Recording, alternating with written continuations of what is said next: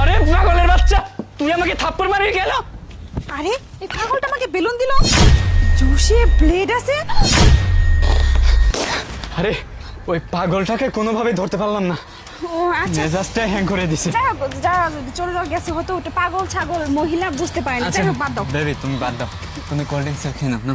ও শোনো, বলছি কি, আমার না কোল্ড ড্রিঙ্কস খেতে ইচ্ছে করতেছে না, আমার না খুব খাবার দিচ্ছে, আমি একটু পানি খাবো। আরে কি বলো তুমি, যে পানি তো এখানে আছে, না, তুমি খেয়ে নাও পানি তারপরে খাও। এটা ওখানে অনেকক্ষণ ধরে আছে, এটা নোংরা হয়ে গেছে। তুমি কাজ করো না, একটু ভেতর থেকে নিয়ে এসে দাও না, বোতলে পানি নিয়ে এসে দাও। আরে কি বলো তুমি, আরে খাও না একটু। না না, আমি পরে খাচ্ছি, আগে পানি খাবো, খারাপ লাগতেছে খুব। তুমি যাও না, ভেতর থেকে একটা বোতল নিয়ে আসো।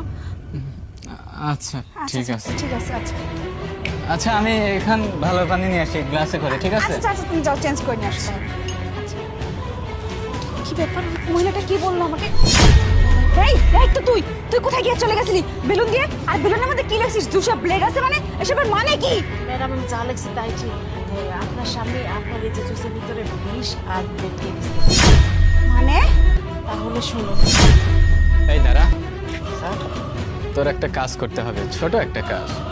জি স্যার, বলেন কি কাজ? এই বিষটা ধর আর এই প্লেটগুলো রাখ।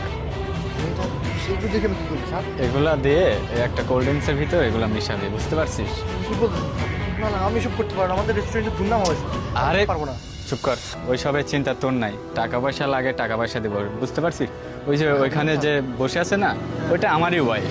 আমার ওয়াইফকেই একবার দুনিয়া থেকে শেষ করে দিতে হবে, এই জন্য তোর ছোট একটা কাজ করতে হবে। তুই বিপদে পড়বি না, কোনো সমস্যা নেই, টাকা পয়সা নিয়ে। কিন্তু 1 লাখ টাকা লাগবে স্যার। আরে টাকার সমস্যা নাই, তুই যা।